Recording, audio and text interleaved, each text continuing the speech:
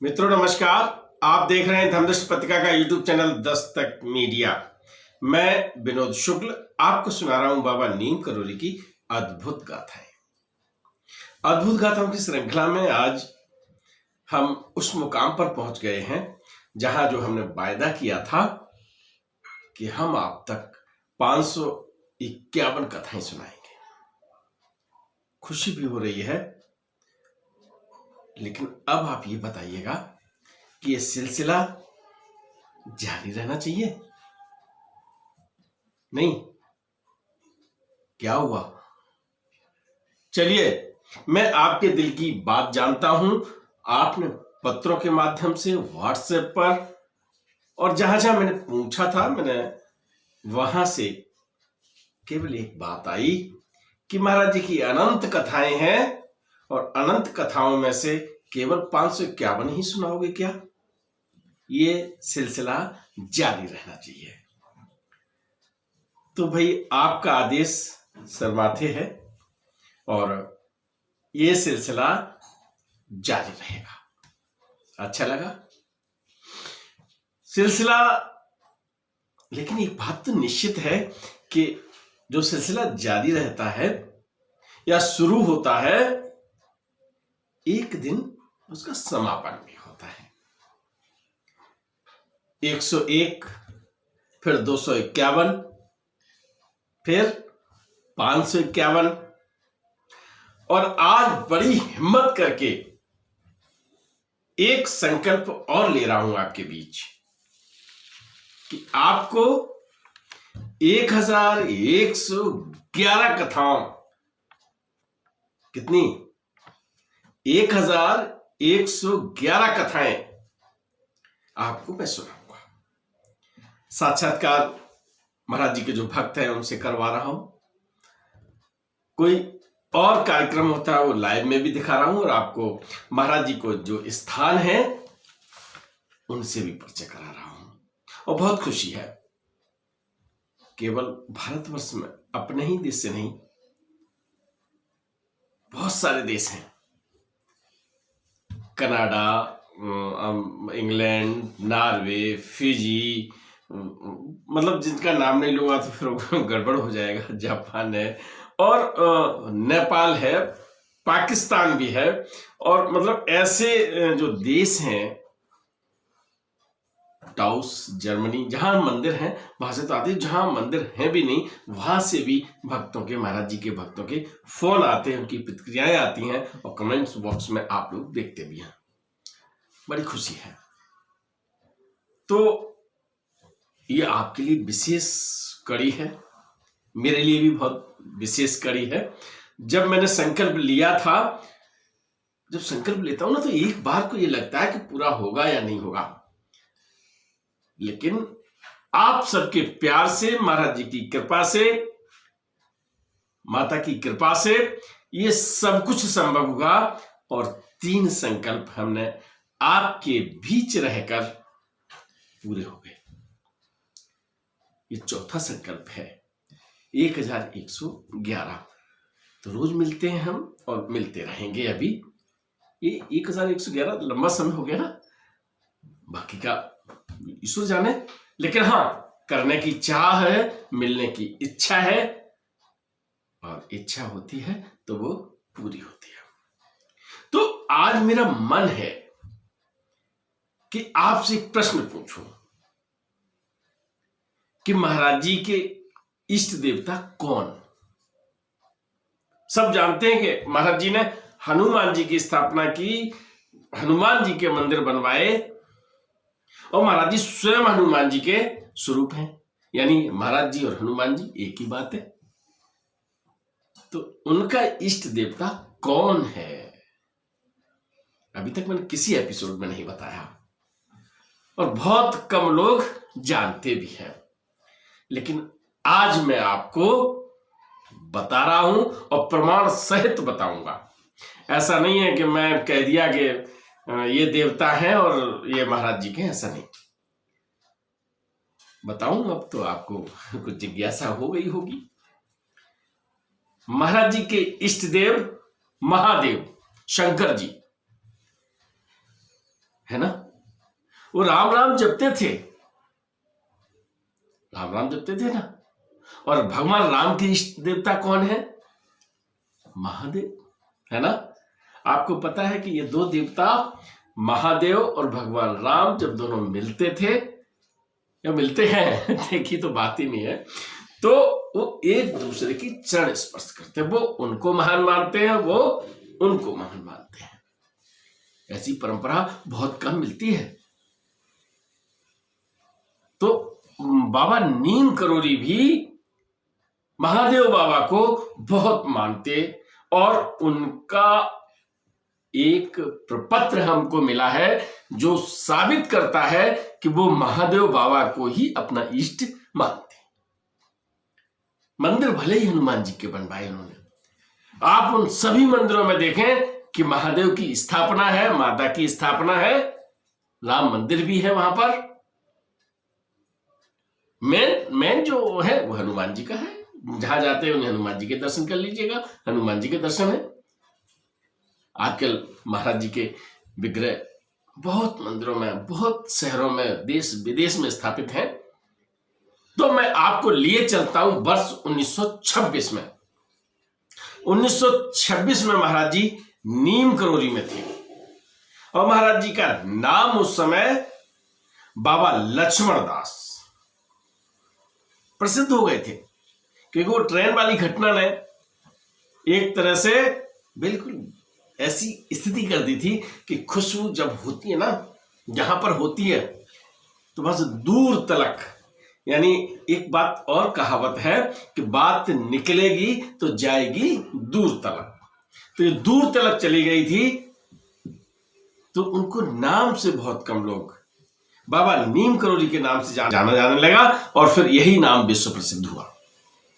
तो 1926 में बाबा नीम करोली गांव में है, फर्रुखाबाद जनपद में है। अभी जनपद बोल रहा हूं, उस समय वो प्रांत था, है ना, नहीं प्रांत ही था। महाराज जी के हस्ताक्षर युक्त एक पेपर मिला है, एक प्रपत्र मिला है। मैं चाहूंगा कि आप इन्हें दिखाएं और मैं उसको पढ़कर सुनाता हूं। सबसे पहले लिखा है बीचों बीच में श्री, और पहली लाइन बहुत गौर से सुनिएगा। मेला श्री सिद्धेश्वर नाथ महादेव, क्या नाम बताया मैंने? मेला श्री सिद्धेश्वर नाथ महादेव, और वह और बताया ना, वह महावीर जी का। तो दो नाम से मेला लग रहा है, और मेन नाम जो है मेला श्री सिद्धेश्वर नाथ महादेव। साफ साफ कह दिया कि सिद्धेश्वर नाथ कौन है, महादेव है। आप ये पढ़ सकते हैं। इसको मैं देर तक स्क्रीन पर रहने के लिए मैं आपसे कहूंगा, भाई सागर और अभिषेक इसके इंचार्ज हैं, तो देखें। और उस पर लिखा हुआ है, मैं पढ़ के सुनाता हूं। समस्त सज्जनों की सेवा में सूचित किया जाता है कि मेला श्री सिद्धेश्वर नाथ महादेव व महावीर जी का स्थान नीम करोली में, तिथि देखिएगा, गांव नीम करोली है ना, बैसाख बदी, ये शुद्ध हिंदी की तारीख बोल रहा हूं, बैसाख बदी 13 और 14, यानी सोमवार और मंगलवार, है ना, यानी तारीख 10 व 11 मई सन 1926 को गत वर्ष के अनुसार होगा। देखिए, यह प्रपत्र मुझे मिला है, 1926 का मिला है।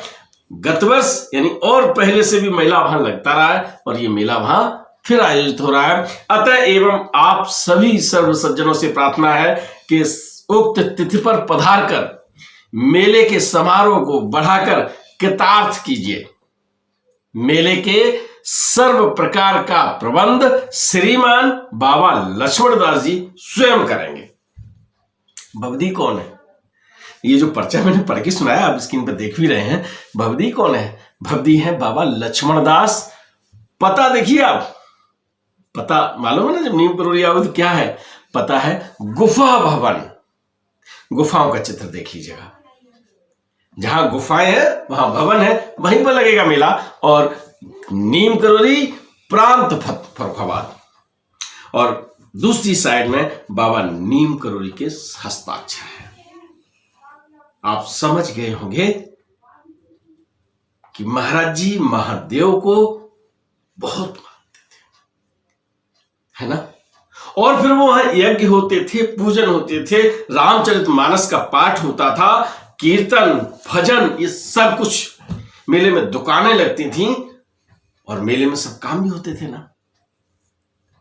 और एक बड़ा काम जो उस समय उन्होंने शुरू कर दिया था कि जब किसी यज्ञ मेला का समापन यानी विश्राम, समापन तो नहीं होता, समापन हो गया था तो आज नहीं होता, जब विश्राम होता था तो वो भंडारे के साथ होता था। और मित्रों, आप हमारे इस एपिसोड को देख रहे हैं तो आज देखने के बाद जरूर एक संकल्प लीजिएगा कि महाराज जी ने जो काम किया भंडारे का उसे आप भी जारी रखिएगा। भंडारे का मतलब यह नहीं है कि आपने 1000 आदमी खवाए, 10,000 आदमी खिलाए। भंडारे का मतलब यह है कि आपने एक भूखे व्यक्ति को अन्नदान कर दिया, मंदिर में एक आदमी को प्रसाद दे दिया, आपका भंडारा हो गया और इसका अनंत गुणा फल प्राप्त होता है। महाराज जी जीवन भर, आपको मैं पहला भंडारा महाराज जी का बताता हूं उन्होंने कब किया, जो मेरी जानकारी में है। मेरी जानकारी में यह है कि भंडारा उन्होंने तलैया में, जब तलैया बाबा के नाम से ना मैंने बताया था गुजरात में, है ना, वो बवनिया गांव में, वहां पर जब तालाब में पूजा किया करते थे तो जो चरवाहे थे उनको तालाब में से निकाल के गरम गरम जलेबियां और तरह तरह के मिष्ठान, काजू भरा, मतलब हलवा, मन हो रहा है ना आपका, मन स्थिति से लीजिए। आप मन स्थिति में देखिए कि महाराज जी खड़े हैं तालाब में और वहां से उछाल के दे रहे हैं, तो आप उसको ग्रहण कीजिएगा। तो यह था पहला भंडारा। और दूसरे रूप में जब भंडारा ये आया तो महाराज जी के बड़े बड़े कार्यक्रम आयोजित हुए और उन कार्यक्रमों का जो विश्राम होता था वो भंडारे के साथ होता था। भंडारे की जो विधि है या व्यवस्था है वो तब से लेकर कई जगहों पर आज भी वैसे ही चल रही है। कहीं पर भी कोई रुकावट नहीं है और बहुत अच्छी तरीके से चल रही है। मैं आपको बता दूं, आपको याद होगा 15 जून को कैंची धाम में भंडारा होता है ना, 15 जून को होता है ना। आपको बसंत पंचमी पर वृंदावन धाम में भंडारा होता है। महाराज जी के जन्म स्थल, अवतरण स्थल अकबरपुर में अगहन शुक्ल पक्ष की अष्टमी को भंडारा होता है। हनुमान सेतु मंदिर में लखनऊ में 26 जनवरी को भंडारा होता है।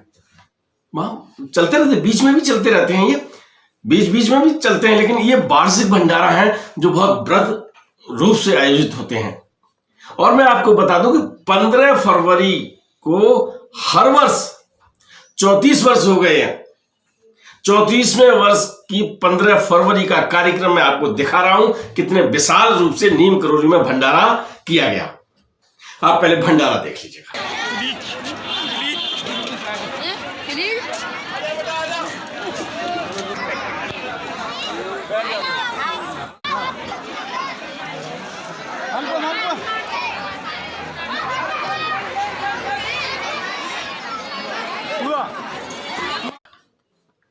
भंडारे की बड़ी बातें हैं, मैं इसलिए ये इस 551वां जो एपिसोड है वो आपको ये कहते हुए समर्पित कर रहा हूं। आप इसमें केवल एक चीज कर लें। आपके पास क्षमता नहीं है, कोई बात नहीं, आप भोजन कर रहे हैं ना, आप उसका एक अंश थाली में से किसी भूखे को खिला दीजिएगा और आप भी उसमें से ले लीजिएगा। क्या होगा? आपका भी जीवन आगे बढ़ेगा और भूखे का भी जीवन आगे बढ़ जाएगा। और आप मान लीजिए कि आप उसके जीवन की जो संरचना है और उस संरचना को जीवन, कभी कभी ऐसा होता है ना कि भूख से आदमी मर जाता है, आप अखबारों में पढ़ते हैं, वैसे कर आप भी देखते हैं देश में कई जगह, बहुत दुखद बात है ये।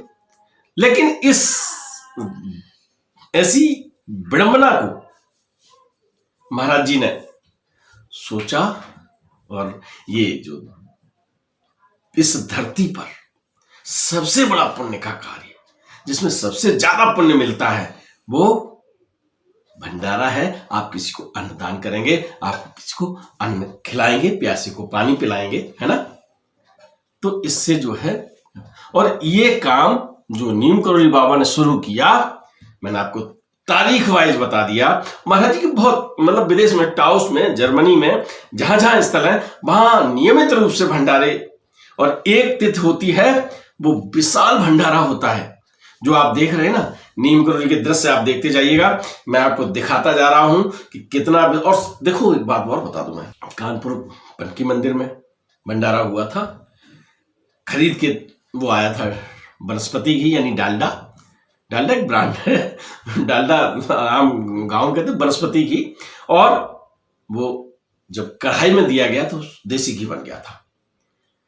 ये 15 फरवरी 2021 की झलकियां हैं जो मेरे पीछे चल रही हैं, आप देख सकते हैं। पीछे नहीं, आप पूरे स्क्रीन पर दिखा दीजिएगा किस तरह से वहां भंडारा चल रहा है, वहां कैसे बन रहा है। और मैं आपको बताऊं, 15 फरवरी 2021 का एक स्पेशल वीडियो मैं आपको अलग से भी दूंगा, लेकिन ये झलकियां आप यहां देख लीजिएगा। और इस सबको अपना आदर्श मानते हुए महाराज जी के इस कार्य को करने के लिए दस्तक मीडिया धर्मदृष्टि परिवार भी थोड़ा सा, एक बहुत बड़ा छप्पर है, और उसमें से एक तिनुका, मात्र एक तिनुका क्षमता जो है उससे ये लगे हुए, जो धर्मदृष्टि परिवार में जो लोग सम्मिलित हैं वो भी काफी योगदान करते हैं। अधिकांश लोगों, यानी 99% लोग कहते हैं मेरा नाम नहीं बताइएगा। मेरा मन भी होता है, लेकिन मैं अनुमति लूंगा और कभी बताऊंगा। दूसरी बात, सदस्यों द्वारा जो धनराशि दी जाती है हमें, उसमें से एक अंश लग के जब एक धनराशि हो जाती है तो हम उसमें से भंडारा करते हैं। आपके छोटे छोटे अंश देख लीजिएगा। देखिए, आप देखिए मंदिर में प्रसाद बट रहा है, नीम करोली धाम में जो विशाल भंडारे की अभी आपने दृश्य देखे, ये दस्तक मीडिया द्वारा ये आयोजित है। इसके बाद मैं आपको दिखाना चाहूंगा कि जो हम भट्टा जो ईंट पड़ती है ना, वहां जाते हैं, वहां पर है क्या बताऊं, रोंगटे खड़े हो जाते हैं।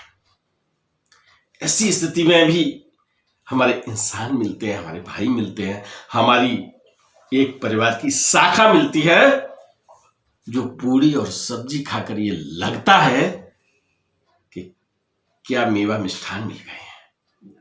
आप देख लीजिएगा, जो भी हो सकता है। मैं तो केवल ये कहता हूं कि बहुत लोग काम कर रहे हैं इस क्षेत्र में, मैं उनके भी दृश्य दिखाऊंगा आपको। दस्तक जिंदगी पर एक जो चैनल है, वहां से भी मैंने व्यवस्था करने का प्रयास कर रहा हूं कि अन्य लोग भी जो काम कर रहे हैं उनके हम लेके आए, उनकी जानकारी लेके आए, वो हम उस पर करें और आपको हम दें। रामनगरिया में भंडारा होते हैं, रामनगरिया फर्रुखाबाद में जो जनपद की बात की, तो वहां भी भंडारे होते हैं। तो ये सब जो है, मेरा कहने का मतलब ये है कि आज के इस 551वीं कड़ी में मैं आपसे विनम्र निवेदन करता हूं, हाथ जोड़ के निवेदन करता हूं कि भूखे को यदि आपने अन्न दिया, अन्न खिलाया, और उसकी आत्मा एकदम आत्म संतोष मिलता है उसे, फिर वो क्या देता है? दुआ। और मित्रों, मैं आपको बता दूं कि जब चिकित्सक, डॉक्टर अपने आप को असहाय में महसूस करता है, किसी के प्राण, किसी की जीवन रक्षा में असहाय महसूस करता है, तो क्या कहता है? अब दुआ कीजिए। तो वो दुआ निकलती है, उस दुआ को लीजिएगा और महाराज जी के इस कार्य को आप करते रहिएगा। मैं बहुत सारी बातें आपसे करना चाहता हूं, क्योंकि बहुत लंबा एपिसोड हो जाता है, फिर मुझे लगता है कि अब अगले फिर बताऊंगा। लेकिन मैं आपको बता दूं कि इसमें मेरे परिवार का, मेरा जो परिवार है, मेरे मम्मी पापा हैं, बेटा है, बेटी है, पुत्र वधू है, दामाद है, यानी और घर में जो हमारे जो दस्तक मीडिया परिवार में जो काम कर रहे हैं, सागर अभिषेक का तो आप नाम अक्सर सुनते हैं। मैं यहाँ के कार्यकर्ता हैं, वो किस तरह से तैयारियां करते हैं, लोग किस तरह से उसमें सहयोग करते हैं, बहुत लोग करते हैं इसमें सहयोग। तो मित्रों, छप्पर का एक विशाल, छप्पर का एक विशाल कार्य है ये, उसमें से एक तिनका, एक जैसे माचिस की तीली होती है ना, उसमें से एक तीली भी नहीं, उसका एक अंश मान लूंगा, वो मैं केवल मन की संतुष्टि के लिए ये काम कर रहा हूं। अभी पिछले महीने से बड़ा अच्छा लग रहा है कि हर माह एक बड़ा भंडारा। पहला भंडारा कैसे शुरू हुआ था, क्या हुआ था, ये मैंने एक एपिसोड में बताया है। ये 11 किलो का हुआ, फिर 21 किलो का हुआ, फिर 80 किलो का हुआ, फिर 1.25 कुंटल हुआ, और अभी जो पिछला भंडारा हुआ वो 2 कुंटल 51 किलो यानी 251 किलो का हुआ। और भी बीच बीच में होते रहते हैं। ये मैंने वो संख्या बताई जो अब मंथली हो रहे हैं हमारे पास, और जिनमें बहुत लोग सहयोग कर रहे हैं। और बस एक एक एक केवल मेरी आरजू मिन्नत है, मैं उनसे क्षमा मांगता हूं जो लोग जब ये सूचना जाती है और वो धनराशि देने के लिए कहते हैं, तो फिर जब क्योंकि एक भंडारे का मैं बजट बनाता हूं, और उस बजट में जैसे मान लीजिए एक 251 किलो का मतलब बना लिया कि करना है, तो 251 किलो घी इतना होगा, तेल इतना हो, वो बजट सारा बना के हलवाई दे देते हैं, और उतना, और जब उतनी धनराशि हम सब लोग एकत्र कर लेते हैं, कोई चंदा नहीं करता, मैं कहीं मांगने नहीं जाता, अपने आप महाराज जी भेजते हैं, हमारे पत्रिका के मेंबर बन जाते हैं, उसमें से धनराशि आ जाती है, कहीं न कहीं से वो करते हैं। और जब वो हो जाता है, इसके बाद कुछ लोग कहते हैं, तो मैं क्षमा पूर्वक मना करता हूं, तो थोड़े से रुष्ट भी हो जाते हैं कभी कभी। आप रुष्ट मत होइएगा, फिर मैं अगला भंडारा करता हूं, उसमें आप अपना योगदान कर सकते हैं, है ना।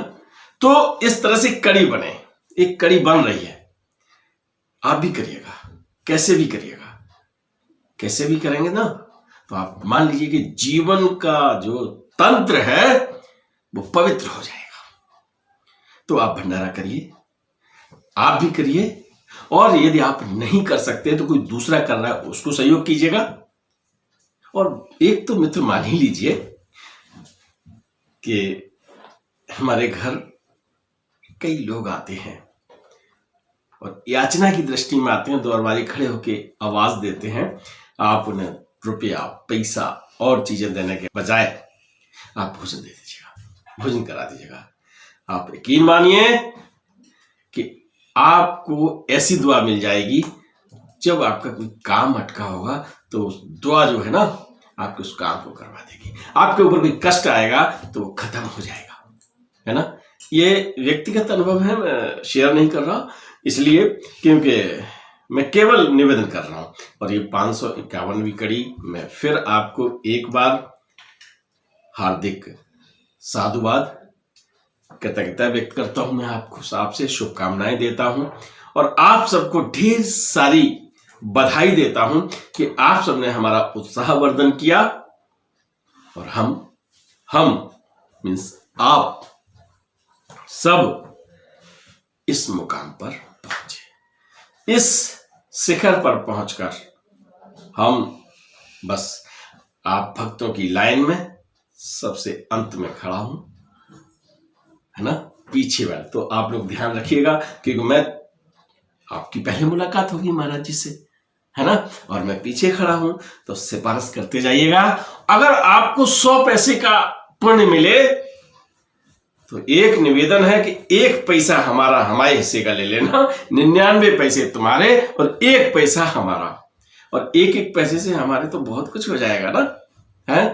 अगर आप ऐसा करेंगे तो जब तक ये सांसें चल रही हैं, जब तक इस शरीर में क्षमता है, हम आपकी सेवा में लगे रहेंगे, और नई पीढ़ी को भी ये प्रेरणा देने का प्रयास मैं करूंगा, आप करेंगे, और ये दस्तक मीडिया का परिवार करेगा कि ये सिलसिला जारी रहेगा। महाराज जी ने जो भंडारे का काम शुरू किया था उसे हम अगली पीढ़ी के हाथों में सौंपते हुए इस सिलसिले को जारी रखेंगे। बहुत देर हो गई ना आपसे बात करते हुए, मन कर रहा है और भी बातें करने का, करता है, मेरा भी करता है, लेकिन फिर आपको कथाओं का जो सिलसिला है ना वो भी जारी रखना है, और जारी रखना है तो आपसे विदा लेनी पड़ेगी। तो आज फिर विदा लेते हैं। राम राम, जय श्री राम, जय बाबा नीम करोली। वीडियो पसंद आए तो लाइक कीजिए, शेयर कीजिए, सब्सक्राइब बटन पर क्लिक करके चैनल को सब्सक्राइब करें और बेल आइकन दबाना बिल्कुल ना भूलें ताकि हमारे अपडेट वीडियो